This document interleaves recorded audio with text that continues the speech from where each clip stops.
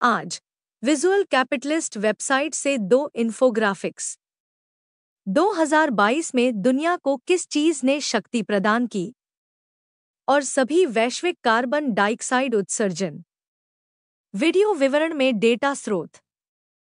पहले इन्फोग्राफिक के लेखकों ने संकेत दिया है कि कोयला अभी भी दुनिया में बिजली उत्पादन का प्रमुख स्रोत है, जो बिजली संयंत्र द्वारा उत्पादित बिजली का 35% हिस्सा है।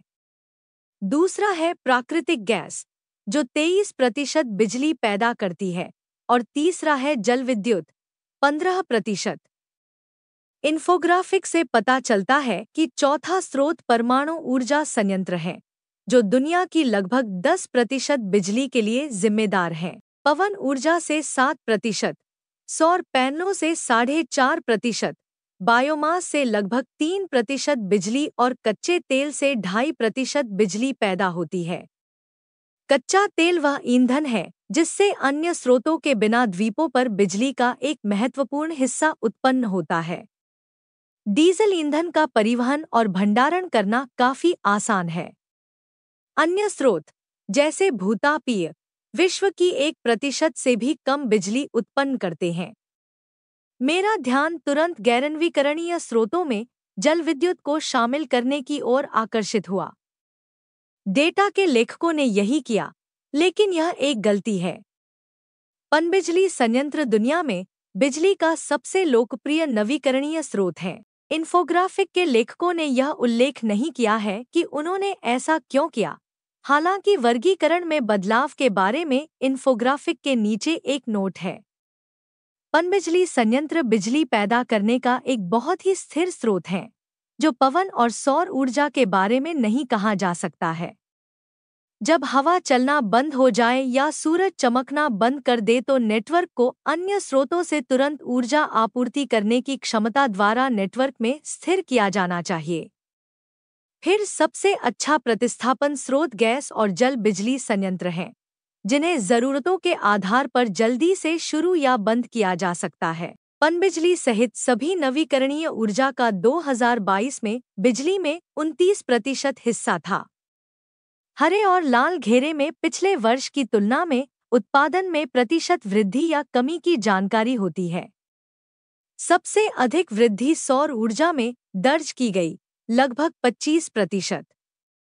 पवन ऊर्जा में 13.5% की वृद्धि दर्ज की गई।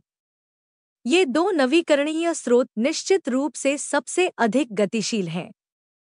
पारंपरिक स्रोतों, कोयला, प्राकृतिक गैस के साथ साथ जल विद्युत में 1% की वृद्धि हुई। परमाणु ऊर्जा में 4% और तेल आधारित बिजली उत्पादन में 2.5% की गिरावट देखी गई। यह ध्यान दिया जाना चाहिए कि किसी दिए गए बिजली संयंत्र की स्थापित क्षमता वास्तव में उत्पन्न बिजली के अनुरूप नहीं है, खासकर पवन और सौर जैसे नवीकरणीय स्रोतों के संबंध में। स्थान और मौसम की स्थिति के आधार पर तटवर्ती पवन फार्मों की दक्षता 20 से 40% के बीच होती है।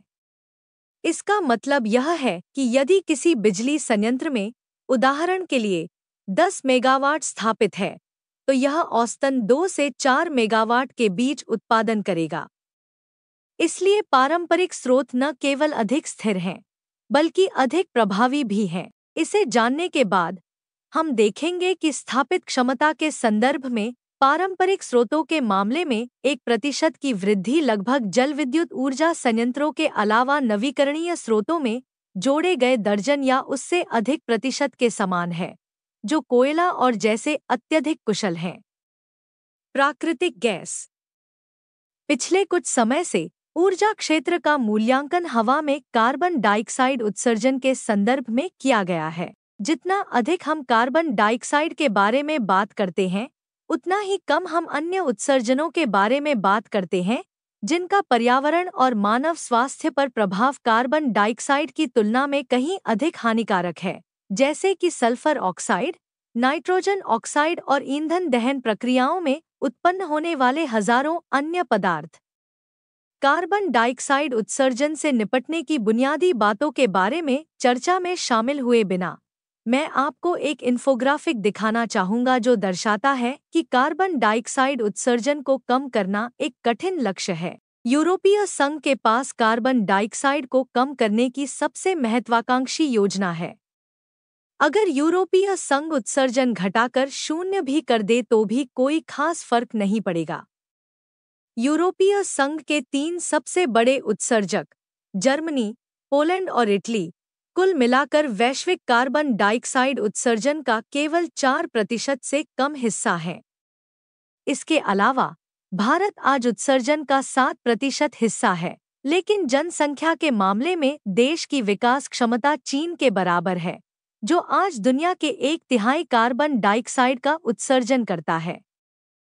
चीन के पास दुनिया की सबसे बड़ी स्थापित पवन और सौर ऊर्जा क्षमता भी है। मैं यहाँ अन्य देशों के आर्थिक विकास अनुमानों का उल्लेख नहीं करूँगा, यह ध्यान देने के लिए कि वैश्विक स्तर पर कार्बन डाइऑक्साइड उत्सर्जन को कम करना निकट भविष्य में असंभव है। ज्ञान की नियमित खुराक प्राप्त करने के लिए इस चैनल की सदस्यता लें।